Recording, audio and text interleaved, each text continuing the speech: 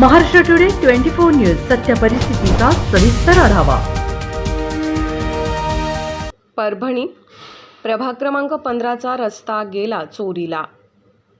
भाग्यलक्ष्मी नगर येथील रहिवाशांना सारंगस्वामी विद्यालयाजवळ महापालिकेचा एक फलक आढळून आले। त्यावर राष्ट्रीय महामार्ग ते रविराज दादा देशमुख यांच्या घरापर्यंतच्या सीसी रोडचे काम पूर्ण झाले असल्याचा तो फलक होता। निविदेची रक्कम ही 42,11,000 जवळपास होती। फलकावर रोडचे काम सुरू झाल्याची तारीख, त्याचप्रमाणे रोडचे काम पूर्ण झाल्याची तारीख दिनांक 5/2/2024 ही देण्यात आली होती। आपल्या कॉलनीतील रोड फेब्रुवारी महिन्यात पूर्ण झाला आहे, परंतु तो आपल्याला दिसला नाही। या कारणाने नागरिक आश्चर्यचकित झाले। रोजच्या वापरातील रस्ता पूर्ण होऊन आपल्या दृष्टीत पडत नसल्याने नागरिकांची तारांबळ झाली।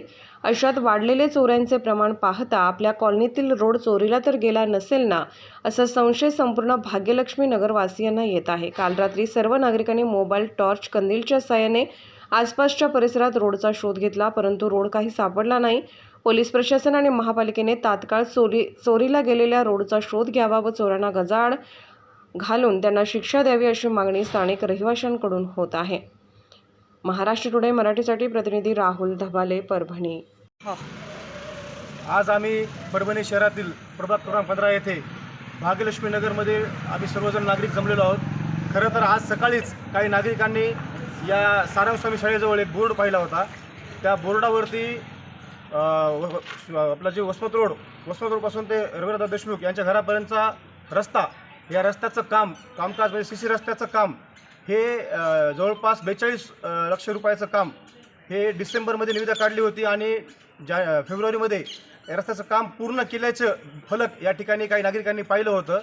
खरं तर आम्ही या ठिकाणी काल रात्री सायंकाळच्या वेळेस जेव्हा हे नागरिक रस्ता शोधत होते तेव्हा त्यांनी अर्धा रस्ता पाहिला आणि अर्धा रस्ता हे बॅटरी लावून संध्याकाळच्या अंधारात बॅटरी लावून टॉर्च लावून पाहत होते।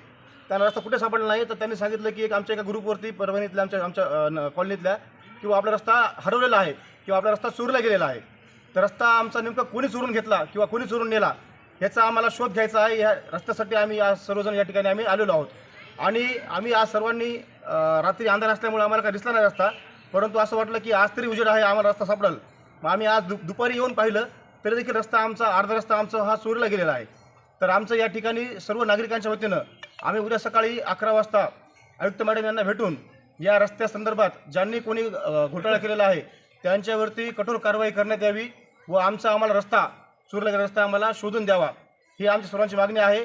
नाहीतर आम्ही सर्वजण येणाऱ्या काळात एक मोठं आंदोलन, जन आंदोलन आम्ही उभारणार आहोत।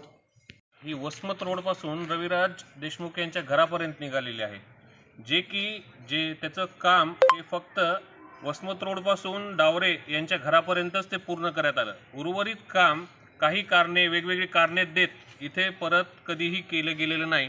सदरील कामाचे बिलं हे उचलून झालेले आहेत। काम कंप्लीट, अगदी मी जे काम सुरुवातीपासून बघत आलो, ऑब्झर्व करत आलो, हे काम फक्त आणि फक्त 15 दिवसात म्हणजे जुना रस्ता खोदणे आणि नवीन रस्त्याचं बांधकाम कंप्लीशन करणे हे सगळं काही प्रोसेस 15 दिवसात पूर्ण केली गेली आणि उरलेल्या रस्त्याचं कोणीही या पुढच्या कामाबद्दल, नगरसेवक असो किंवा स्थानिक अधिकारी असो, या कामाबद्दल कोणीही पुढे वाच्यता करताना दिसत नाही। आजच महाराष्ट्र टुडे 24 न्यूजला सबस्क्राईब करा आणि सत्य परिस्थितीचा सविस्तर आढावा पहा।